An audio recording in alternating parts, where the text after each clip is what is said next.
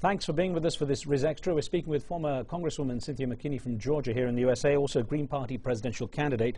Congresswoman, good to have you. This night, I wonder, I guess I've got to ask what you feel Americans think about the two-party system and how much prospect there really is for a third party in the US. I think the American people generally understand that we have a flawed political system. But I don't think that they are particularly aware of the way in which these flaws play out to the detriment of the values that they even hold. And of course, one of those flaws is the two-party paradigm that is pushed by the two political parties that are corporately based, as well as the corporate press that bolsters those two corporate political parties. So we have our work cut out for us to explain to the American people just why it is that they have certain values that they would like to see in public policy, and it doesn't happen because basically we've got two political parties that don't respect the values that are held by the public at large. How much does it frustrate you or anger you as a third-party candidate that the third parties are largely left out of the political narrative? There's virtually no media exposure. I think people are becoming more and more aware of the fact that they are being shortchanged and are willing to participate in a different way, or at least that's what we're asking people to do. Traditionally, as you probably are aware, the participation rate for people in this country has been pretty low, in fact, abysmally low, and especially when compared with that of other countries. And so we're hoping that we can encourage people to get involved in the political process, to vote for a third-party ticket, a third-party candidate of their choice, but please participate in the process. How do you get around the cynics who say the third-party vote or voting for a third party is essentially throwing away a vote in America? Well, really, the vote that is wasted or thrown away is the vote for values that are not reflective of the values of the voter. And we can see that on issues of peace, social justice, ecological wisdom, and election integrity, which are the four pillars of the Green Party. When people vote for the Democratic Party, the Republican Party, they're not voting for peace. When they vote for either of those two parties, they're not voting for social justice. When they vote for either of those two parties, it's clear that we're in the midst of climatic change, and they're not voting for ecological wisdom. And certainly with the track record of the last two presidential elections, they're not voting for election integrity. But a vote for the Green Party, for example, is a vote for all of those values, and those values have been written down by the Green Party in their platform. Now, of course, America's always been a champion for capitalism, and yet Federal Reserve Chairman Ben Bernanke came out saying today there'll be more government spending to help rescue the U.S. economy. What has this done for the U.S. model of capitalism? I think it's pretty clear that the U.S. model of capitalism is pretty derelict.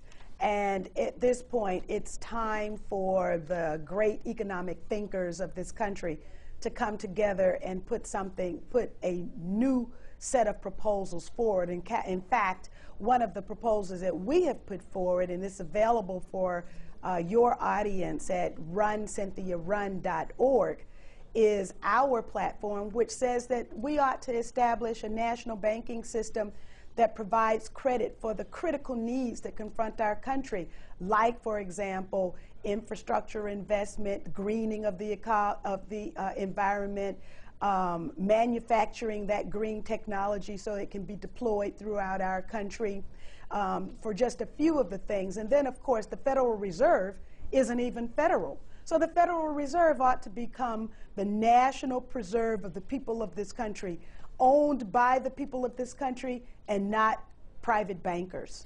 You made history by being the first African-American woman to represent Georgia in the House of Representatives, and of course Barack Obama could become the first African-American president of the country. Now, if that's the case, how do you think that will redefine the position of African-Americans in America itself and how America stands on the international scale?